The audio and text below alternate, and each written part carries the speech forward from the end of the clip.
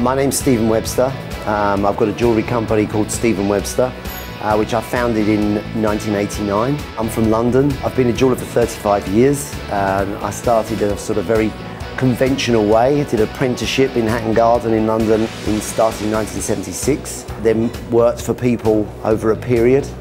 And I think very, very quickly after I finished my training, I decided that I wanted jewellery to look a certain way. That meant that I was going to start designing the jewellery.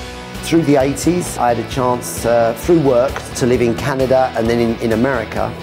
And that exposed me, I think, to the possibilities that perhaps weren't going on in England at the time. I mean, there was definitely, I was being exposed to gemstones that were big and colourful and exotic, with names like tanzanites and savorites and tourmalines, and these were sort of things that started to really inspire the way I wanted my jewellery to look. I wanted it to look bold, and I wanted it to be colourful, and I wanted it to make a statement.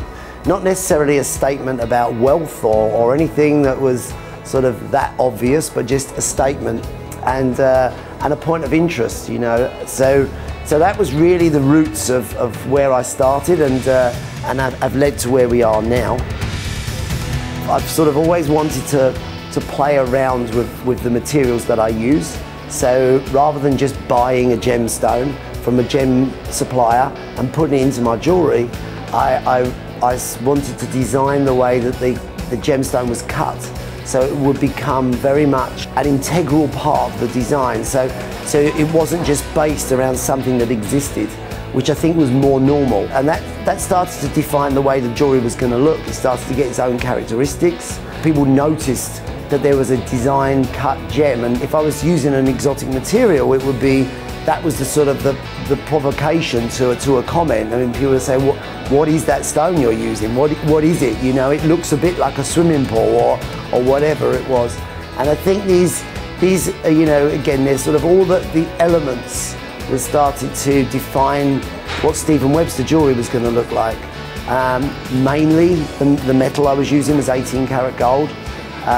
Mainly 18 karat white gold, because I was using so much colour in the stones that I think the metal needed to sort of work in a sort of a neutral way, have a sort of a neutral background to the colour of the gems, rather than be fighting it.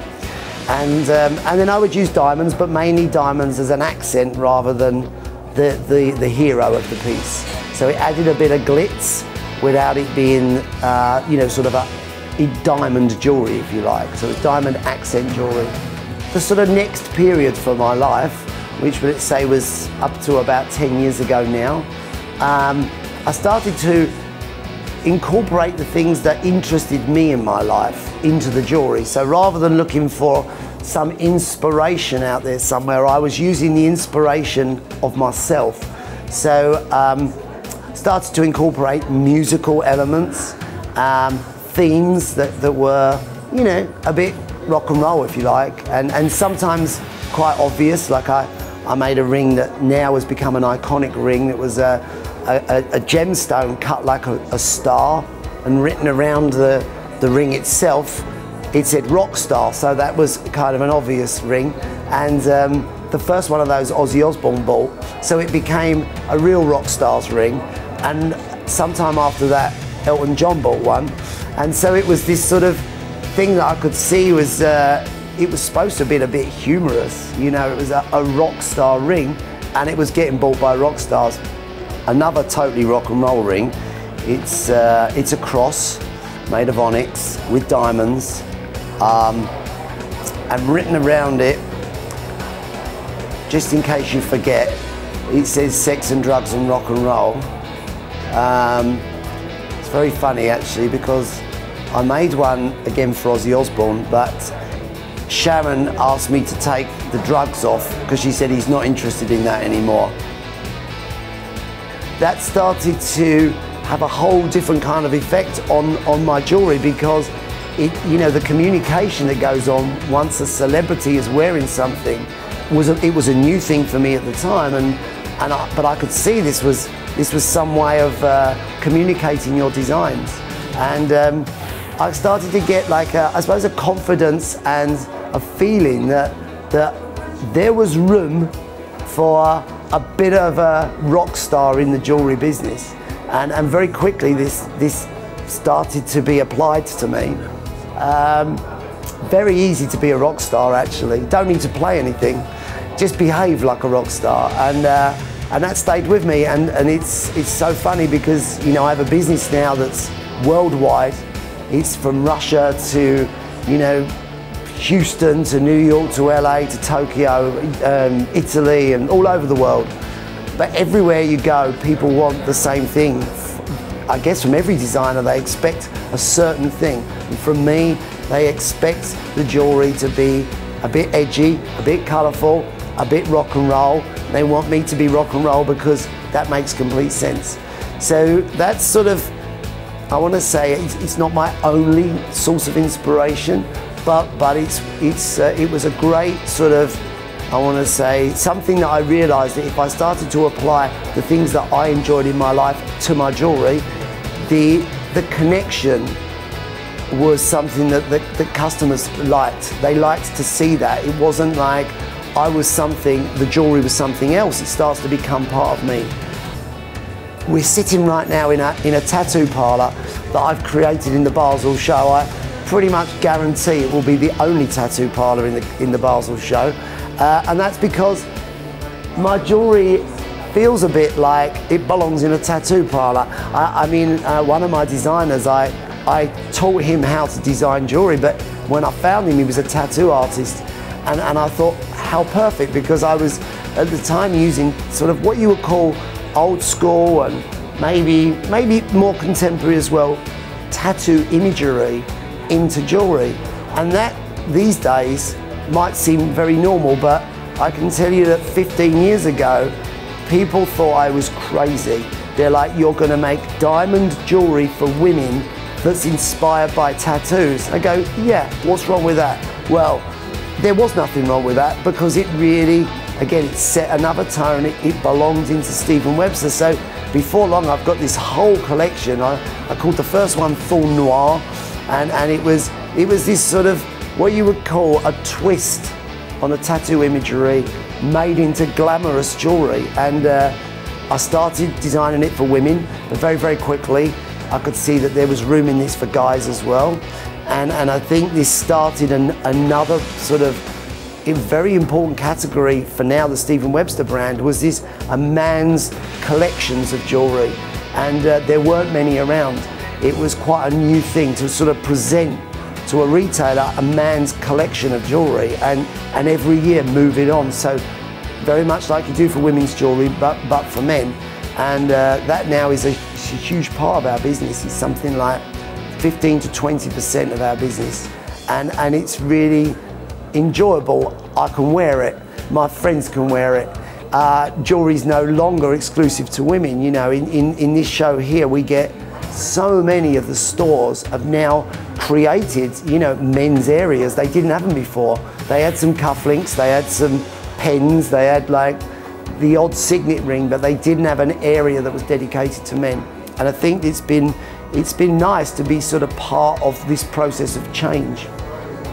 And I think the last sort of area for us that's now become extremely relevant because of the cost of materials was sort of 5 or 6 years ago. I wanted to design a collection for a younger collector, a younger wearer of my jewellery, because for fine jewellery, no matter what, the buyer was older, you know, more established. It wasn't so much of a, you know, a sort of a fashion purchase, and I think that's just a reality.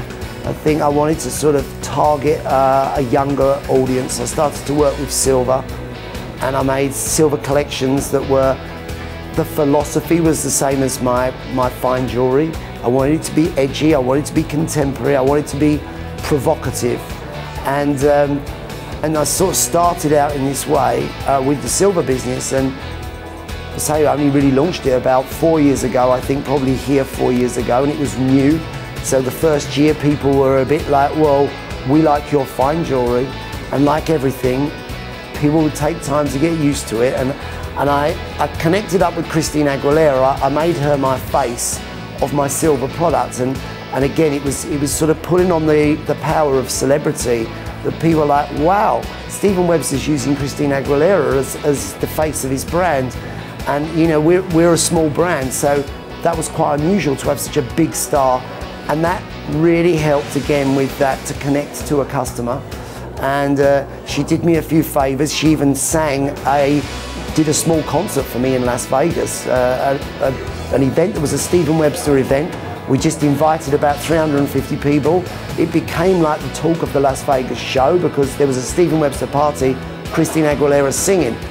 And I think these kind of things, you can probably tell they start to define what the flavor of Stephen Webster brand is about. You know, we have got a strong celebrity following that helps me to communicate my brand. We got lots and lots of links with music.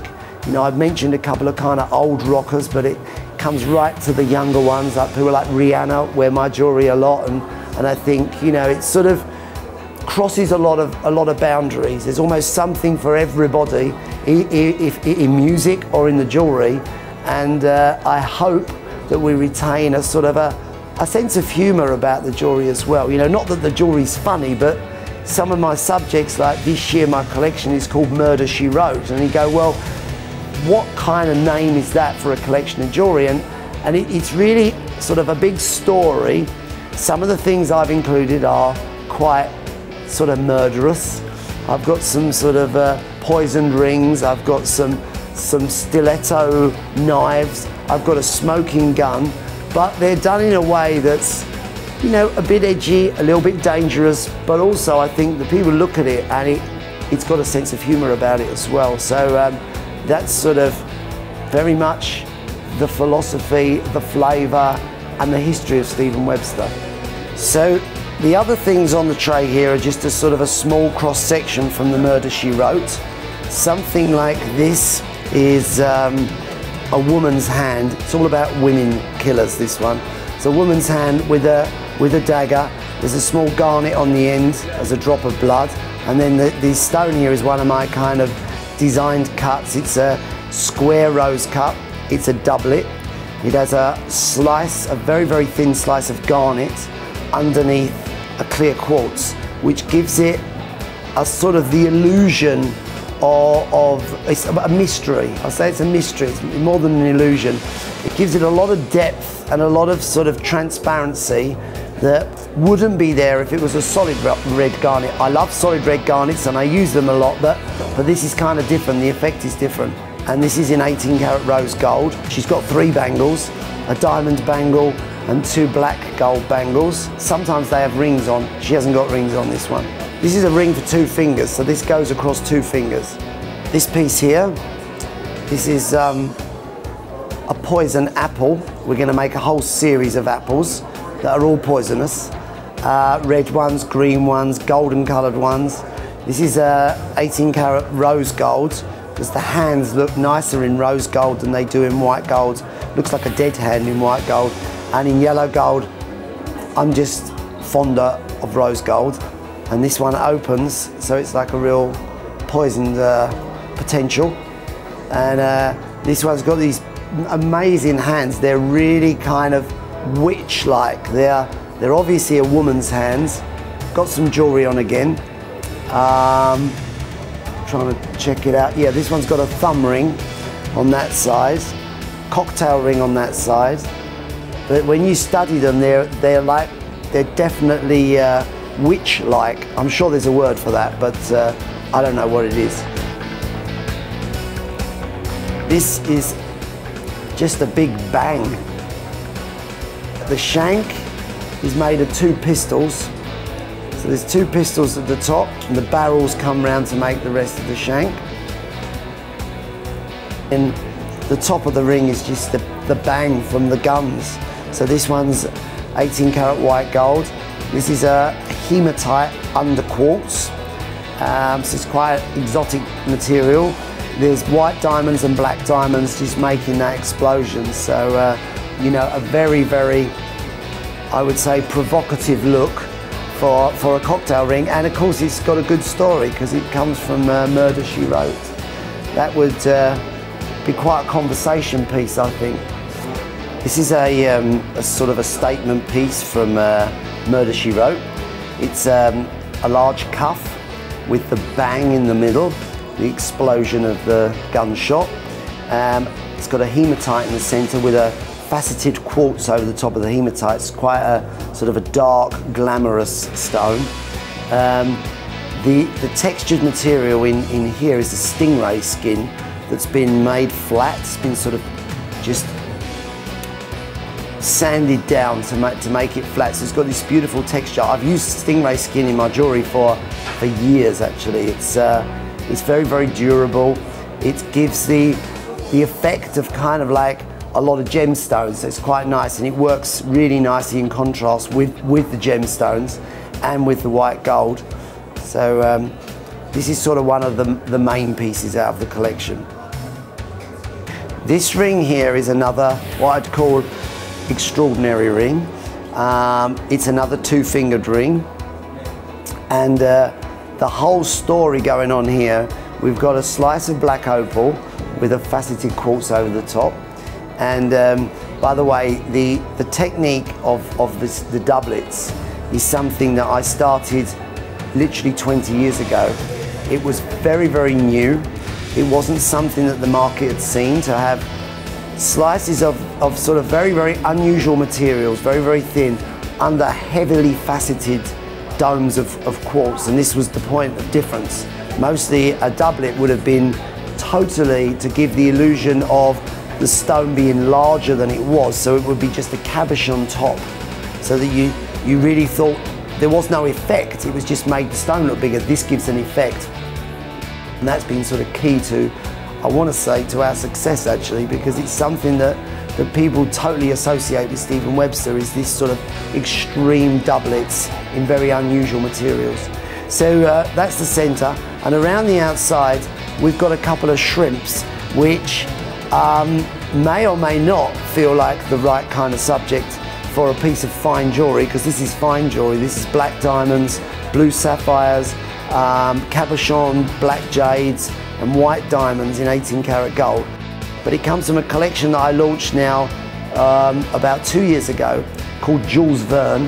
And Jules Verne being an author that when I was young, I used to love the books. 20,000 Leagues Under the Sea was kind of one of my favourites, and the sea has been another one of my selfish inspirations. There's probably not that many collections that you'll find in the imagery. There's crabs, shrimps, Japanese fighting fish, anything that comes off the seabed is potentially a piece of jewellery for me. This collection was really successful all over the world. I only did it in my fine jewellery, beautifully made, craftsmanship is second to none, but the story is quite unique. Just to sum up with the jewellery, I think no matter what it is from our collection, it will always be a conversation piece, and I think that's, as a designer, that's probably the greatest pleasure, is that someone wears the jewellery and a lot of other people talk about it.